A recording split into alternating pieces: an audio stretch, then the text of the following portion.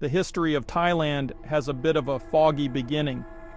It is not certain when people first arrived in the region, but fossils found in the northern province of Lampang, Thailand, dating back to over 500,000 years ago. Another location has provided archaeologists with some of the world's oldest evidence of an agrarian society where people transitioned from hunting and gathering to farming and raising livestock.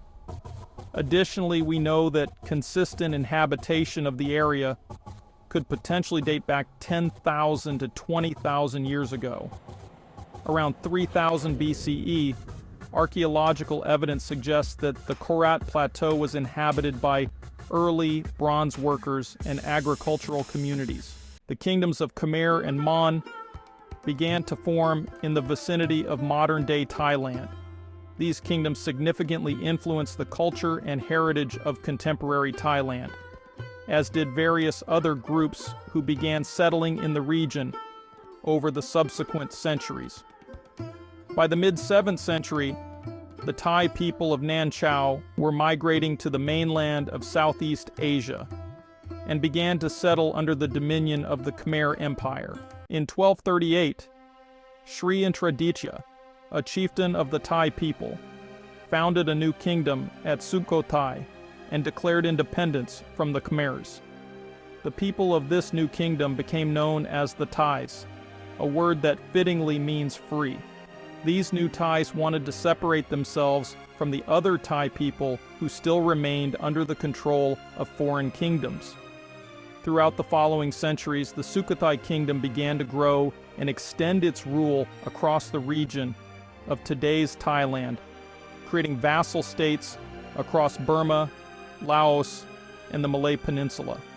The leaders of this monarchy were known to be kind in comparison to others and created impressive diplomatic relations with foreign powers such as the Yuan dynasty in China. Unfortunately, the Sukhothai kingdom began to decline. Vassal states began abandoning them, and the monarchy was unable to recover before the newly founded Ayutthaya kingdom rose to power in 1378. By 1438, not even a full century later, the once great Sukhothai kingdom was fully absorbed by the Ayutthayas. The Ayutthaya kingdom first emerged in the 14th century, with the city-state of Ayutthaya being founded in 1350. It quickly became the leading power of the region, operating under a system of self-governing principalities and provinces, headed by members of the royal family loyal to the king. The king, an absolute monarch, spearheaded the kingdom's political and economic expansion, surpassing the achievements of the Sukhothai kingdom. By the 16th century, Ayutthaya had established significant trade relations, starting with Portugal in 1511 and extending to the Netherlands by 1592. The kingdom also maintained diplomatic missions with France, Britain, and Japan.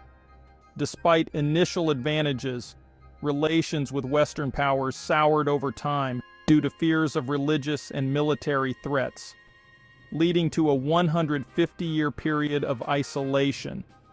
During the latter half of the 18th century, the kingdom enjoyed a golden age, marked by thriving art, education, and literature. However, this peace was abruptly shattered in 1767 when the Burmese attacked and destroyed Ayutthaya's capital. The city was left in ruins, and the kingdom fell into chaos. A military commander, Taksin, managed to escape the siege and declared himself king. He moved the capital to Thonburi, promoting trade with China to stabilize the kingdom. Despite his successes, Taksin was dethroned and executed in 1782 by a coup led by General Chow Phraya Chakri, who then became King Rama I, the first ruler of the Chakri dynasty. King Rama I relocated the capital to Bangkok and initiated efforts to rebuild Siam politically, culturally, and militarily. Over the years, Siam established strong trade relationships with Western powers, and modernized its policies to adapt to the changing global landscape.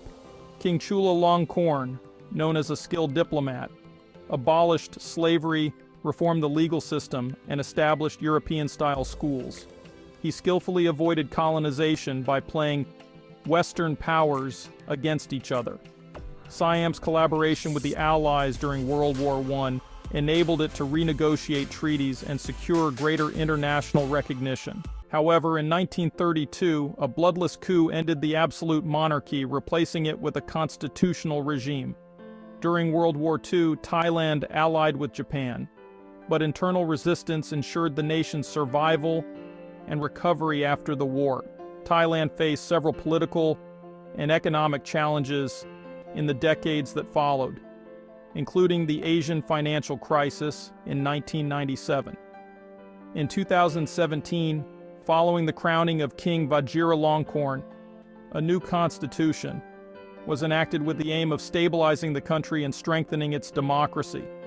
This move came after years of political turmoil, including multiple military coups and shifts between democratic and military-led governments. The constitution granted the king more influence in political affairs, while also introducing reforms to improve governance and the electoral system.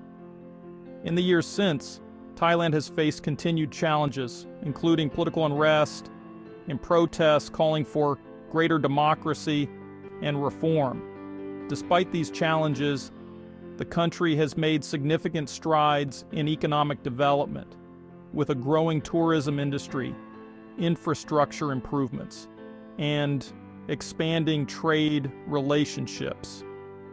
As of 2024, Thailand remains a key player in Southeast Asia, balancing traditional values with modern advancements, and continues to grapple with its complex political landscape, striving for greater stability and democratic progress.